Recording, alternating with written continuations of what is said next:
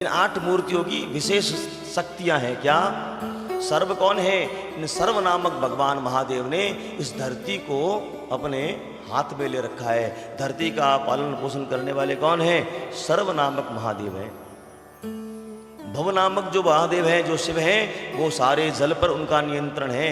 वो सारे जल को लेकर के आधिपत्य उन पर जमा रखा है।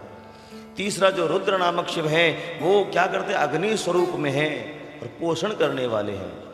उग्र नामक जो महादेव है, वो क्या करते हैं? वायु रूप में है, सारे जगत का पालन करते हैं। प्राण वायु देने वाले कौन है? उग्र नामक जो है शिव। भीम नामक शिव जो है, वो आकाश के देवता है। और श्रवण जो हम करते हैं दिशाओं से, तो सारा विभाग जो है भीम नामक रुद्र ने अपने हाथ में ले रखा है। पशुपतिनाथ, कल हमने सुना, पशु नाम बालक का हम जिस पर आश्रित रहते हैं, वो पशुपति नामक जो शिव है, वो आत्म रूप में हमारे ही इस शरीर के अंदर विराजमान है।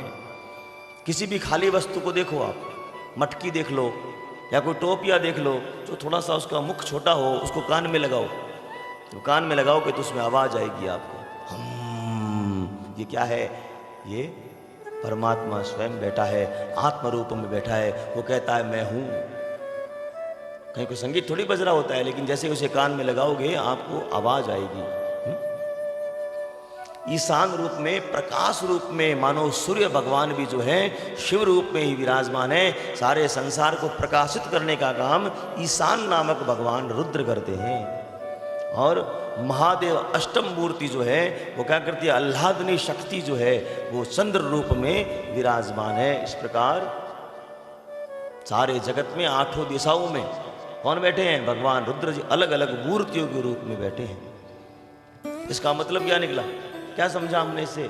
जैसे पेड़ की जड़ में अगर हम जल दे देवें तो सारे पत्ते हरे भरे हो जाते हैं, होते हैं ना? क्या पत्तों को देते हो जल?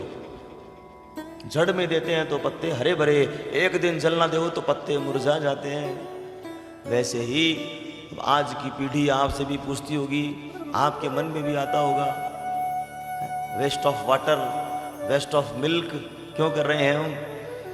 सारा चराचर जगत परमात्मा का स्वयं का है। एक एक द्रव्य पर परमात्मा शिव की ही एकाधिकार शक्ति है। इसलिए हम जब जल चढ़ाते हैं तो परमात्मा प्रसन्न हो जाते हैं, मानो हम जड़ में जल दे रहे हैं और सारा संसार हरा भरा हो रहा है। इसलिए भगवान शिव पर जल चढ़ता है।